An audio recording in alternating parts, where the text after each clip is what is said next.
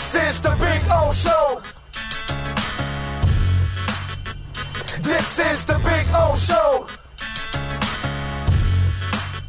All righty, Ira, how are you doing, sir? You hanging in there? I'm doing good here, early morning from Vegas, and a worthwhile trip after Erik Spoelstra spoke over the weekend and threw down the gauntlet with Kel'el Ware and let him know that you're playing for keeps if you play for the Miami Heat. So even though the results haven't been great here in Vegas, I think a point was really made, sort of almost like Paul Maurice yelling from the bench at his players that get this right, do things right. So I think it was a worthwhile moment. Kel'el responded to a degree last night against the Cavaliers. We need to see more. You can't be a laggard with this team. You cannot afford for Kel'el Ware to become Hassan Whiteside 2.0.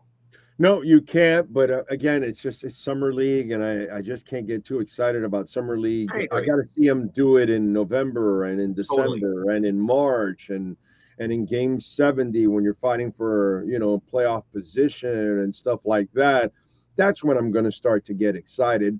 But, if you want little victories, take him where he responded. And then you guys are then peppering him with the questions after about how come we don't see this every time. And then he says you will. And then, so all that kind of stuff. So I don't know. Is it more of a wake-up call? Is it more of frustration from the coaching staff? What do you see?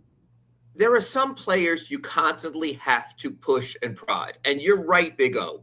When you say, when you're earning that kind of money and you're playing among the best of the best, the motivation should come from within.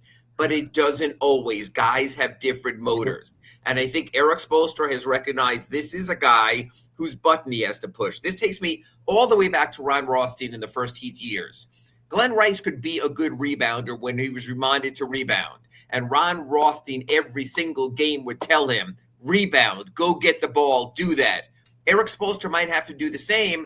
But as we've been speaking on our Accurate Pembroke Pines reports in the last few weeks, the Heat went out of their way to keep Kel'el Ware out of trade talks, out of the Durant talks, maybe out of LeBron James talks. We'll get to that in a few moments. So when you look at how much they've invested their hope, or as you would say, hopium in Kel'el Ware, the kid has to provide the payoff, because this team really went to the mat with Kel'el Ware and said, no, he's off limits in this trade for Durant in February, in this trade for Durant in June. They've stood by him. Now he has to repay that debt, I think.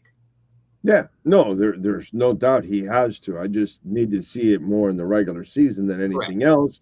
But I get the idea of, hey, listen, we need to kind of see who we are, and we need to kind of play to who we are, and I need to see you build habits. And I think that's kind of what it is, that it's not something that, see, he's not at the level where he can say, oh, well, I'm going to turn it on and turn it off. Well, you haven't turned it on yet because you're in the NBA. You haven't proven that you've arrived yet. So that's kind of where we need, that's the threshold, I guess, you know what, Big O, and you've seen this even in your business. You can be a self-starter. Guys like you who go out on your own and get it done and come in motivated. You've also worked it enough terrestrial radio stations to know there were guys who punched the clock, right? Oh, my God. It started at 2, it ended at 5, and they were done, and that was it.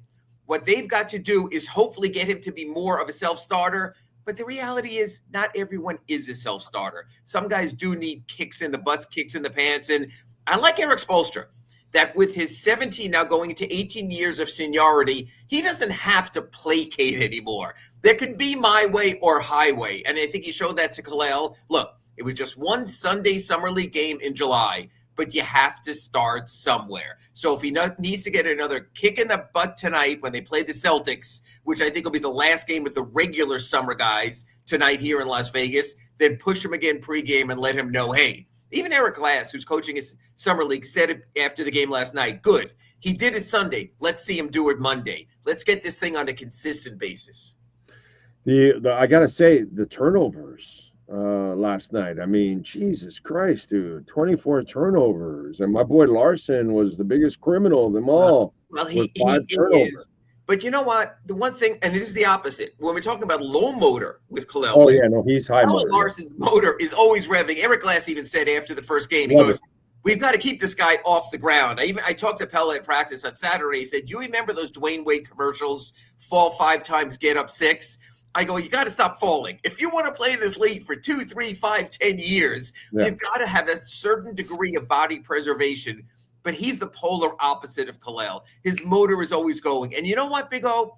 I love it. 20, 30 minutes a game now in Summer League. But let's face it, during the season, he's going to play 12, 15, 18. He can afford to play that way. He can afford to push things. That was a hell of a pick in the second round.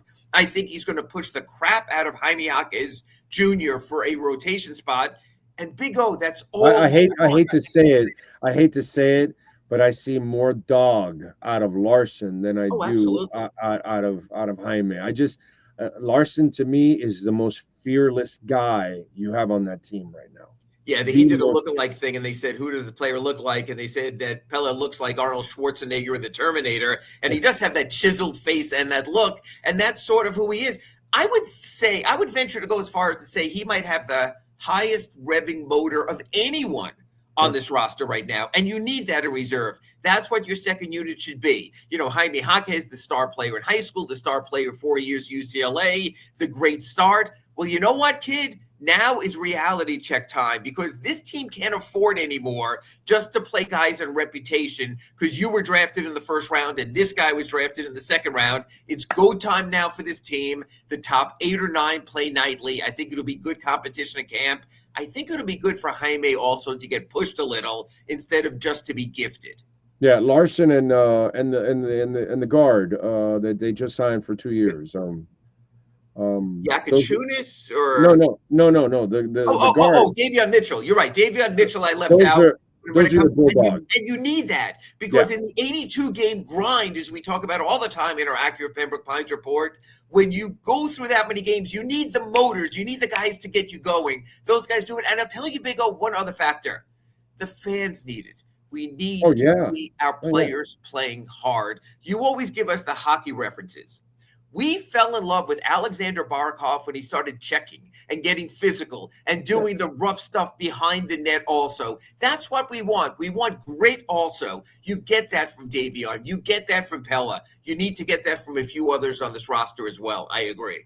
And what else has stood out from you so far from Summer League? I know the overall results have not been – I mean, the coach was – as brutal as you can get yesterday. Yeah. I asked him after the game, and he just said we got an offensive. Look, you know what, Big O? You've been out here in Vegas with us. There have been summers where we saw so many kids, and you say, I want to see more of this guy. I want to see more of that guy. This summer was about featuring the 4 guys under contract to the team. It was about seeing from Kel'el. It was about seeing from Pella. It was about seeing from the dog of Keyshawn Johnson. It was about seeing the first-round pick as Paris Jackaconis. Are we getting off his ass now? We're backing and so off he had a rough go in San Francisco. He had a very good opener here in Vegas. Not so good last night. Eric Glass tells us, the assistant coach who's leading the summer league, he tells us, look, he's 19. It's going to take time. But I see this. I see the skill there. You can see what the kid can do. Give him some time. This is what the team needs. You need guys who can score, guys who can spray the ball around, guys who can make the games interesting. I still see plenty of Goran Dragic in him. Give him some time. I think he'll be special, and I give him credit for this.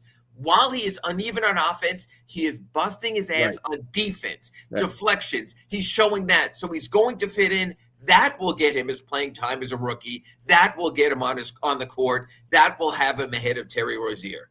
Really what's going on here, whether it's Heat Nation or whether it's the media, because of the Heat situation that they're in, and they're not a very good team, and you desperately need some things to come up to make you feel better. Sure. Some folks are putting extra weight on Yakachunas. Yes, absolutely. Extra expectations on Yakachunas. Almost to the point like he has to be some kind of savior for you. Please. And dude, if you have just a little bit of intelligence and you've watched this sport long enough, you got to know nowadays we're getting players now less prepared than ever for Absolutely. an NBA. 19 years old. Jovic Sure, came in at 18 years old. These guys, Ware came in at 19. So when you see a Hawkins come in polished at 22, well, he spent 4 years at UCLA. That's the difference. But then you also see the limited upside. You want to see the growth. You draft young. You develop from there. You give him patience. You give him time. And that's why we talked about the last 4 first-round picks. You talk about Adam Simon and what he's done in the draft.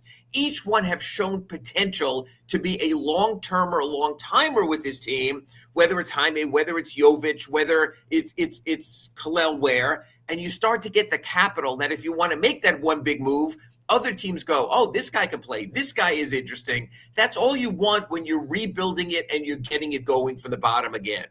Yeah, I mean, to me, it's just one. Let's slow down. Let's let these kids, grow up. Yeah, let's give them some time. Even Ware, dude, he's still in his second season, and he's still raw. You got to know that he's also raw.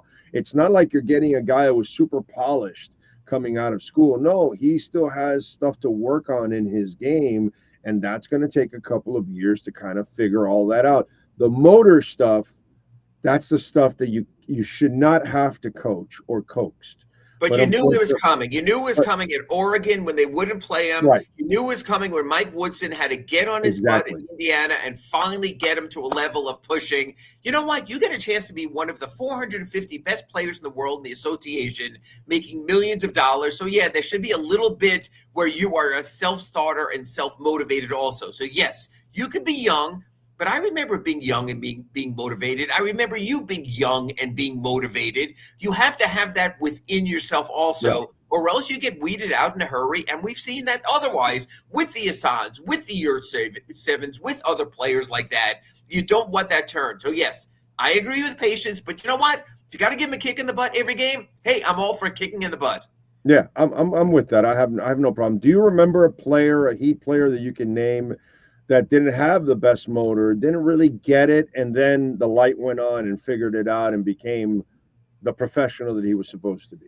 That's probably pushing me on the spur of the moment to maybe go too far. I remember players who haven't had the motors like a Harold Miner who came in and never fully got it, that there had to be more and you had to push yourself. So sometimes it takes time. Glenn Wright came in a little like that. He came in a little bit entitled, but then he realized what it took and his career took off also. So there are guys like that who finally get it. I think Matt Geiger, if you remember going back, became that guy. A little bit soft, and then he started fouling the crap out of everyone and realized he had to play with that. That's how you stay in this league. Now, as a first rounder, you might feel a little bit more entitlement, but it's the guys who go to the mat and realize that's the player you have to be. Birdman was like that also. He wasn't this great dynamic physical force, came in, muscled up, became a different player. So even when he wasn't blocking shots, you felt him inside. Kel'el's put on the weight.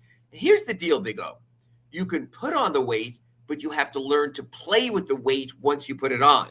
Because it can make you sluggish also. It could change who you are. So there is a developmental curve there also. Yes, Kel'el Ware needs to get bigger, needs to get stronger, but also has to learn how to play bigger, has to learn how to play stronger. Just like Niko Jovic will be the same thing with him with the extra muscle that he put on also.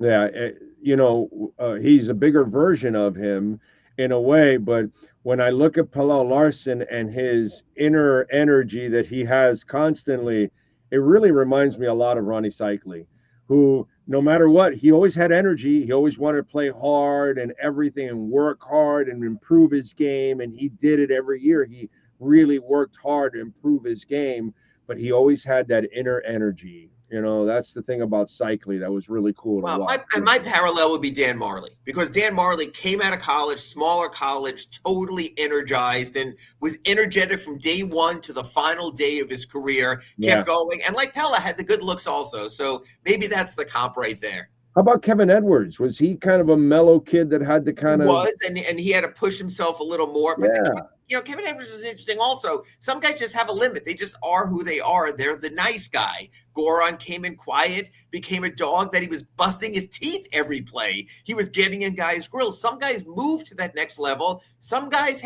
come from good family. That way they're raised. They only will take it so far. Maybe some players not far enough. What do you got going on in the Sentinel so folks can check you out more? I did my Ask Ira today on something I didn't want to touch because I didn't want to do the clickbait, but it's undeniable. There is such a buzz out here in Vegas regarding LeBron James and what's going to happen next and his passive-aggressive approach with the Lakers. Something's going to happen here. He sees the Lakers as a young team where he's no longer the leading man. He has never not been the leading man on any team he's been on, even with Dwayne Wade, even with Chris Bosh, even with Kyrie, even with Kevin Love. That's a hard turn to take. You've seen it in our businesses, Big O, when there's the next big thing and you sort of have to take a step back. This is a real transition time for LeBron. I do think there is a 50-50 chance he winds up playing somewhere else this season. But he won't be the man wherever he really, unless you go to a really terrible team. Well, but if you want to really win, where he'd be the man? Where? Oh God! There right now. You can say all you want, but you know what? And some people even said to me, I was in the press or media room here in Vegas, and people go, "Why would he go to the Heat? If he wants to chase a championship, why would he go to the Heat?" And I'm going to tell you why. I'm going to tell you why. I use the Brian Windhorst hands here. I'll tell you why. In the Western Conference, if he stays with the Lakers, even with Luka Doncic, he's not getting out of the first round. No. Not with the Thunder, not with the Timberwolves, not with the Rockets, not with the Nuggets. But Big O, the East this year, there's not hopium. There's reality. Yeah. LeBron James with Bam Adebayo and Tyler Hero in the Heat supporting cast in the East, LeBron can go deep in the playoffs for the first time in years. That's just the truth. So if the cost only is Andrew Wiggins, God bless him, one of the young players, I would say, I think they're going to keep Ware off out of it, but I'd say Jaquez or Jovic, even though I know you like Jovic, some sort of protected draft capital, but not a first-round pick. There's a deal to be made. And when LeBron is playing this whole passive-aggressive game, I think it's going to wear on the Lakers. And I think it's going to wear on Riley, why do you want to go back and deal with this guy want again? One more bite at the apple. And Big O, I'm going to tell you one other thing. And we spoke about it previously in other players in our accurate Pembroke Pines report. Everyone where it ends ugly with the Heat, it comes around. Shaquille O'Neal was run out of town by Mickey Arison, the way he refused to play at the end. Now he's a Carnival spokesman, right? Dwayne Wade, it got ugly when he went to Cleveland, went to Chicago, came back, was embraced. It was a wonderful thing, as you like to say. The Heat have a way of making it right, even in the worst of situations. Pat Riley, when we get older, we're getting older, you want to sort of settle all your debts, before whatever moment might come. I can see Pat being really intrigued. And I got to tell you, Big O, and again, we come in here every week on the Accurate Pembroke Pines Report. You tell me to stop selling the hopium.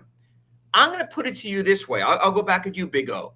If you have Bam Adebayo and Tyler Hero and LeBron James and Davion Mitchell and let's say Nikola Jovic and Kel'el Ware, in the East, you're there. You're up there with the Knicks. You're there with the Magic. You're there with that Cleveland team that destroyed you last year. So again, but I understand what you keep telling us every week here is you've got to build for a realistic future. You've got to take the next step. You've got to do what the Panthers did when they made their trades and traded Huberdeau when they took a step back to take the next step forward. I get all of that. But I'm telling you, as long as this LeBron thing is out there, you can't ignore it because it is the elephant in the NBA room right now. I get it, but man, that is, I don't know. I would stay away from that. I really want you to go young, completely young, and I know it'll be super painful and all that kind of stuff and boring at times and all that. So let's cut to the chase. Orlando Alzugaray. If the Miami Heat were to trade Andrew Wiggins, Jaime Jaquez, salary cap filler, and a protected first-round pick for the lottery. Let's just cut to the chase. Would you do that if you're the Heat right now? Come on, tell me the truth. Wiggins, Jaquez, cap filler, maybe Terry Rozier, and a protected first-round pick for LeBron. Well, actually, you know what? Yes, I would, only because you made your bet already. Yes. You refused getting to older. young. You brought in 32-year-old Norman Powell, who wasn't even mentioned there with LeBron also. It's interesting. Last week I was on a little late in our Accurate Pembroke Pines report because of the Norman Powell story. So I joined you a little later. But they made the turn. they're not going to go purely young. No, They they're not. brought in the 32-year-old guy, and who knows, there might be, when they fill that 15th roster spot, another older player. So this is the bed you're sleeping in. You might as well snuggle up and see what you could do here. And the East is down. There's no Damian Lillard. There's no Jason Tatum. No, you're right. There's no Tyrese Can't argue with Halliburton. that. There's no Tom Thibodeau in New York. It is a different landscape. Look, do you have to be great to win the East? No. You might have to be just a bit above mediocre. By the way, you don't have to be great to win the NBA Finals anymore. Yes. And I know what you're saying, and you're going to go to me to 2023 and the Denver Nuggets, and for everything the Heat did, it came crashing down. I get that. Yeah. But it's kind of fun to be there also.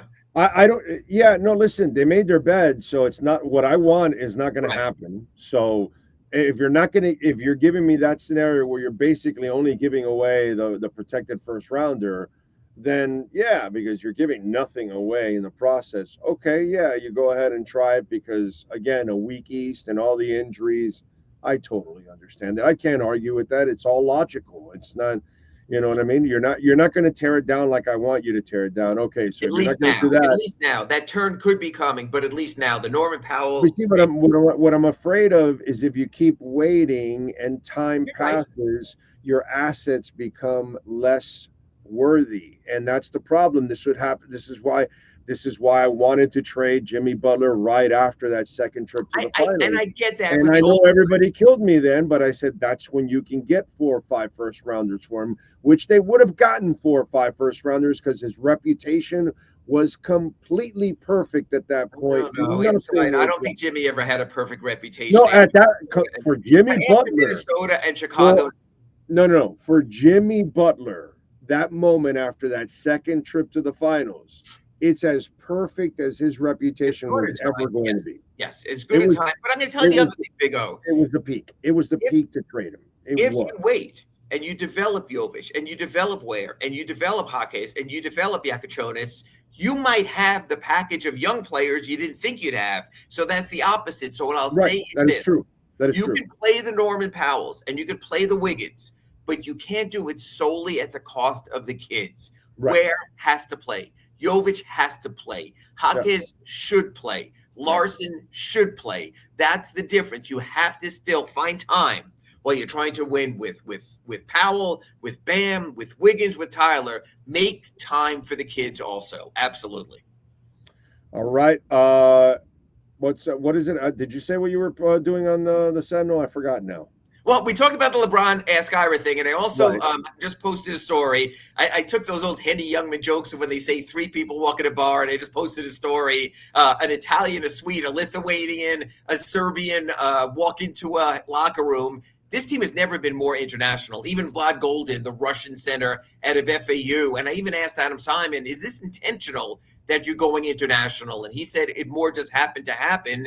But fully 1/3 of the Heat locker room this year will carry international passports. So there is very much in the Magic City with its own international flavor. You're going to have a roster almost like the Panthers with a very international flavor like InterMiami. It's who we are down here. It almost makes sense that you have an Italian, a Serb, a Lithuanian, a Russian, that you have a Swede, that you have these guys in there. It's a very much international team. Just posted a story on that at sunsentinel.com. Nothing more international than that too, right there, baby. Over 120,000. There you go. That's right. You still haven't gotten any Bitcoin left, huh? No Bitcoin there? I'm just trying to be able to afford a Bitcoin hat. I'm a simple person, Big O. Follow him on Twitter at Ira Heat Beats and catch his work there at the South Florida Sun Sentinel. Ira, we will catch up next week, my friend. Have a good one. Catch you next week after a wake up from Vegas. Thank you, Big O. You got it. There you go. The great Ira Winderman and Acura Pembroke Pines. They know how to get it done, man. I've seen Larry Schlossberg in action for many years now, and the man that's why they're the #1 volume sales dealership in the Southeast United States, because Larry knows how to get it done. When customers walk onto the lot, they drive off with a beautiful Acura vehicle, whether it's a new one, whether it's a certified pre-owned. Right now, you can get the 2025 Integra, $299 a month, 3.9% financing for 60 months. The ADX, what a beautiful sedan, 4-door, $349 a month, 4.9% financing for 60 months. The ZDX, 0% financing for 72 months. And the RDX, 4.9% financing for 60 months. Check it out for yourself at 15601 Pines Boulevard, just off of I-75 in Pines. It is the finest dealership in the business, baby. It is Craig Zinn's Acura of Pembroke Pines.